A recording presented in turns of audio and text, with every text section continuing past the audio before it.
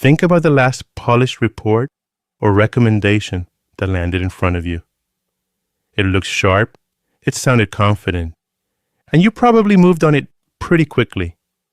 But if someone stops you right now and asks who actually verified that before you used it, most of us would have a hard time answering. And what's building underneath that gap is something worth paying attention to. The production side of knowledge work got dramatically faster almost overnight. And honestly, that part is genuinely useful. Reports, analysis, summaries, recommendations, all of it produced in a fraction of the time it used to take.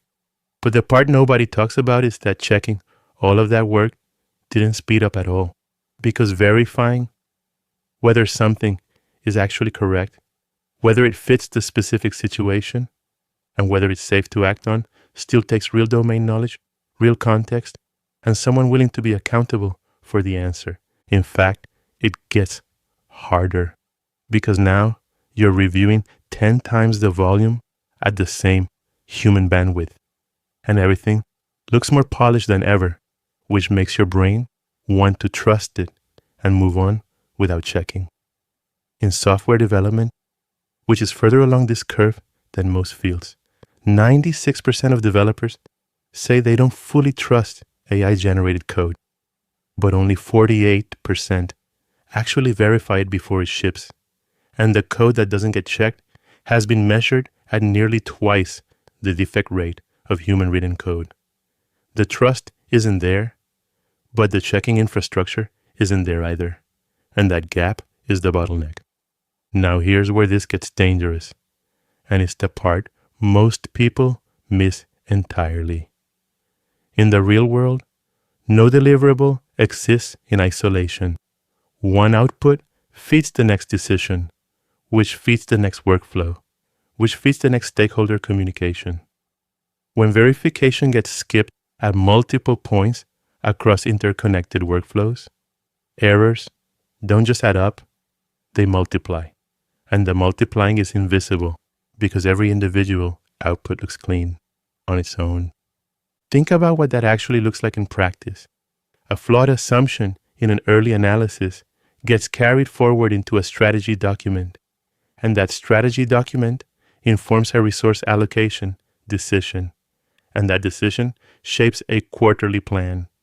6 months later, someone discovers the original assumption was wrong, but by then, 4 layers of decisions have been built on top of it. The cost isn't the bad document. It's every downstream decision that trusted it. And this isn't hypothetical. A major consulting firm recently delivered an AI-assisted report to a government client that looked polished, comprehensive, and authoritative. Errors only surfaced after it was published, and the firm had to publicly acknowledge that they'd used AI tools without adequate verification processes in place. The failure wasn't in the tool. It was in the absence of a verification layer that matched the speed at which the work was being produced. And what's interesting is that no matter the industry or the scale, the same 3 patterns keep showing up in organizations that are running into this problem. The first is mistaking polish for quality. When the output looks professional, the instinct is to approve it faster, but the tools made polish essentially free, so it no longer tells you anything about the depth of thinking behind it. Organizations that are still using "does this look right" as their primary review trigger are making decisions based on a signal that stopped working. The second is assuming that AI can verify AI.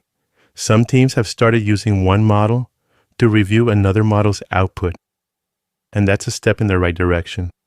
But it's pattern matching, checking pattern matching. Real verification requires someone who understands the stakes, the context, and what's not in the document, not just what is, and that's still a human judgment call. The third is the most dangerous, and it's the one that catches the most organizations off guard. Assuming that because nothing has visibly gone wrong yet, the system must be working fine.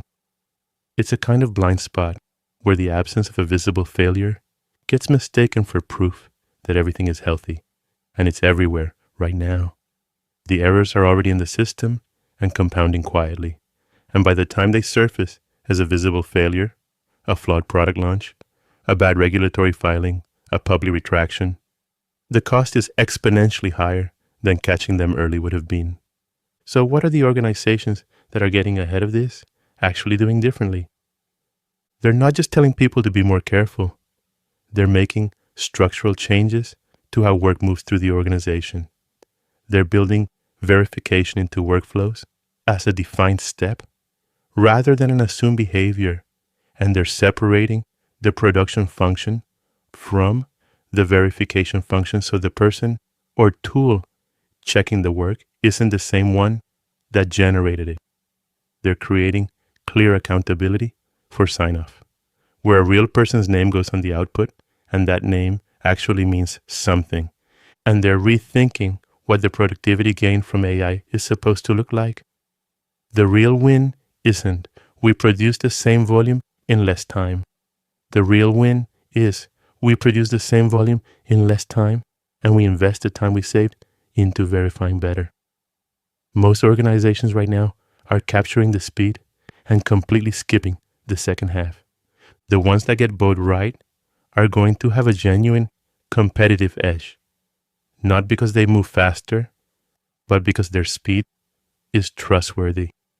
And in a world where everyone's output looks polished, trustworthy speed might be one of the rarest advantages there is. Here's one thing you can do this week.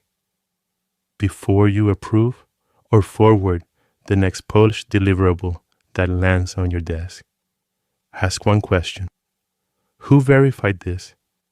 And what specifically did they check? If the answer is vague, or if the answer is that the tool checked itself, you just found the gap. And now that you can see it, you can start building around it. Drop a comment and tell me.